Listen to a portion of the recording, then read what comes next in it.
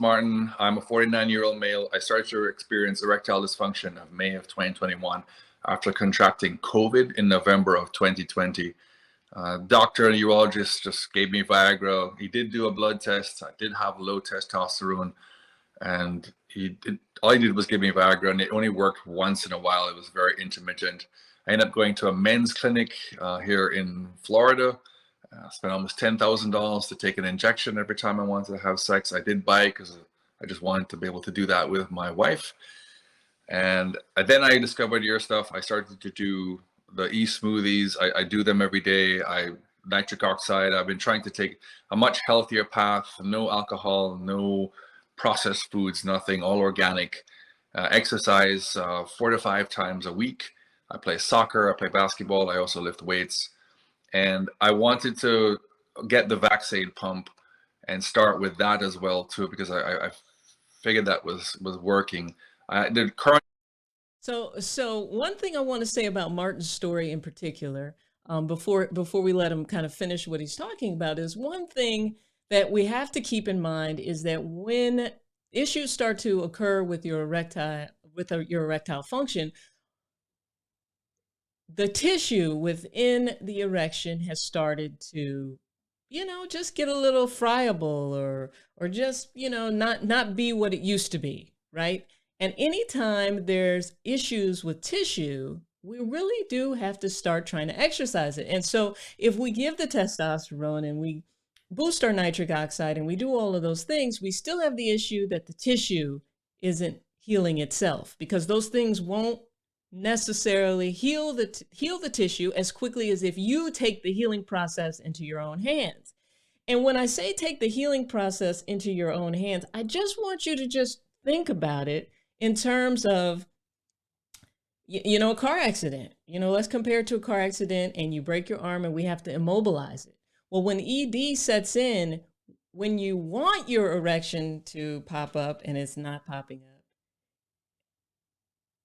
that represents a bigger problem of, even when you don't want it to pop up, it should be popping up, right? So at night, it should be exercising itself. Well, in a car accident, even, and say you break your arm, it is immobilized. It's not exercising, it's not moving at all. So when ED starts to hit, your erections are immobilized and they're not exercising at all.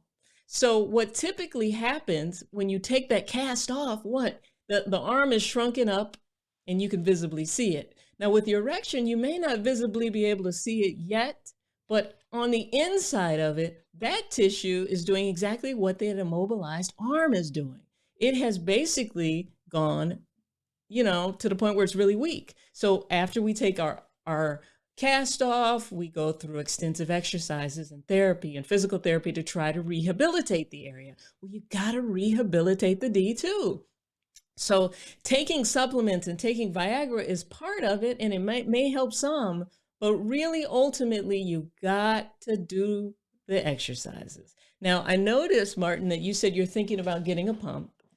I think that that's the first thing that you need to do when you watch this video, is to get a pump, or the pump, the Vaxade. I do like water therapy with the pumping because it adds a whole nother layer of rehab to the process, right? So that's one thing. But the other thing, now we see that people who have contracted COVID or have had adverse reactions to things related to COVID, we're starting to recognize that they've developed problems with the nitric oxide cascade and producing nitric oxide. Now, I have to remind you that Viagra will only work if your body is producing adequate levels of nitric oxide. So I know, Martin, you said that you are doing the smoothies and you're doing everything to kind of boost nitric oxide production. I would actually recommend that you test your nitric oxide production. They have great nitric oxide test strips. I carry them in my office, where you're actually going to put it on your tongue and test your saliva, and it's going to tell you where your nitric oxide levels around where they are, because it's actually measuring your ability to store nitrates and nitrites in your saliva. So that's one thing. I really do think it's probably a nitric oxide issue. So on top of the smoothies, I would recommend that you take a nitric oxide booster. Now, the booster that I want you to take, because you are over the age of 50, isn't necessarily going to have the L-arginine and L-citrulline in it. I do think you may get benefit from a little L-citrulline, but everybody's different. I would kind of recommend that you do one of the supplements for nitric oxide boosting that really focus on dietary nitrates. So some of these supplements have anywhere between 200 to 500 milligrams of dietary nitrates in each serving. So one of them is one of the ones that I recommend below. Another one is Human N Neopro 40. We're working on developing one so that you can actually have a really great quality nitric oxide booster. But from what we're seeing, people who go through the process and have had COVID and related things going on with COVID there, it typically is a nitric oxide production issue. Okay, so that's one thing. The other thing, I noticed, Martin, that you said that it happened all of a sudden. And I wonder if that's actually true or if it was gradually starting to be an issue altogether. The other thing I want to reiterate is that by the age of 49 and 50, a lot of times the prostate is swollen. And I want to show you a incident of why I keep going back to this prostate thing. Like, right, why is the prostate such an important part of it? Because the nerve bundle that actually gives us an erection courses to the sides of the prostate, and some of the fibers even course through and below the prostate. And let me see if I can put a picture up here. So this is why it is so important, so very important for us to get the prostate checked and to make sure there's no prostate issues there. So you got to ask yourself, are you getting up in the middle of the night 1 to 2 times a night because you have to urinate? Is your flow slow? When you do go to explode at the end of an encounter, are you finding that explosion is more of a trickle or more of a sludgy type of thing? Are you feeling like when you got to go to the bathroom, you get there and then it hesitates before it comes out? Are you also feeling like after you go, seems like maybe not everything is out, so you got to push a little more to get the rest out? Are you having any of those symptoms? Because those too could be related to the prostate. And I can't iterate enough how important it is that we spend a little time on the prostate. So let me see if I can give you an image as to why that's important. Because when you look at the pelvic floor, and we talk about the dick-ups and the Kegels and all of that, well, the main reason why some of you are having success with just doing that is because actually when you're squeezing down your pelvic floor muscles, you're actually doing a bit of a prostate massage, but you're also strengthening your pelvic floor and stimulating blood flow and those nerves that course by the pelvic floor, by the prostate. Okay, so I think it's really important. And let me see if I can put this up here for you, just so you can kind of get an idea as to where all of this is and why does this lady keep focusing on the prostate. And okay, so here is a picture, and if you look, it almost looks like red licorice. This is one of my favorite pictures. I just recently had some pictures made, so I'm going to show you that. But if you look where the prostate is, see that little red stringy thing that looks like some old school licorice ropes? Those are nerves that are supposed to then course through the prostate and end up innervating your erection. So 2 things, Martin. I want you to make sure it's not your prostate. And one thing that you can even do, just even if you kind of suspect it's your prostate, is take a tennis ball.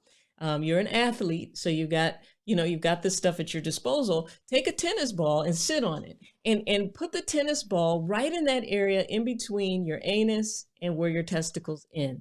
In our community, we call it the gooch or the taint, right? You put it right there. And then what I want you to do is just kind of roll back and forth on it. That is a perfect concept of a prostate massage, right?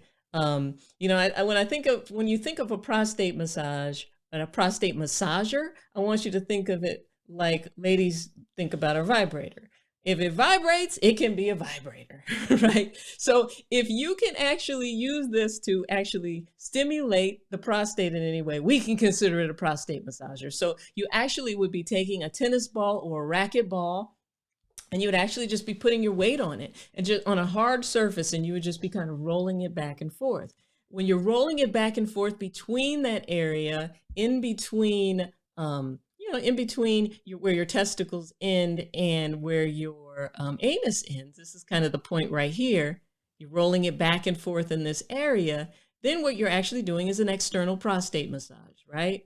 But I'm going to show you how to do a proper prostate massage internally and externally. But this is our point, right? If you imagine this little funny looking area up top, this represents the testicles and the penis and all of that.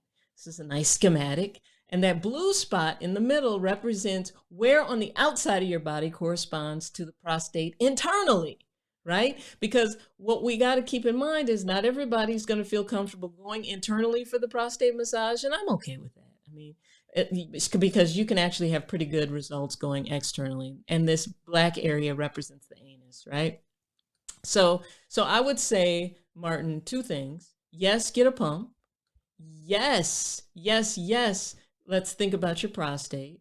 And the next thing is, absolutely, if you are having COVID sequela, or you got the thing and you've been in a bad shape ever since, nitric oxide until proven otherwise. Because remember, nitric oxide is involved in so many processes, but particularly in boosting blood flow. And whenever a gentleman tells me that Viagra used to work and it doesn't work anymore, that's one of the first places I go is nitric oxide. So I hope that helps. Thank you, Martin, for that question. It means a lot that you guys are taking time to ask your questions.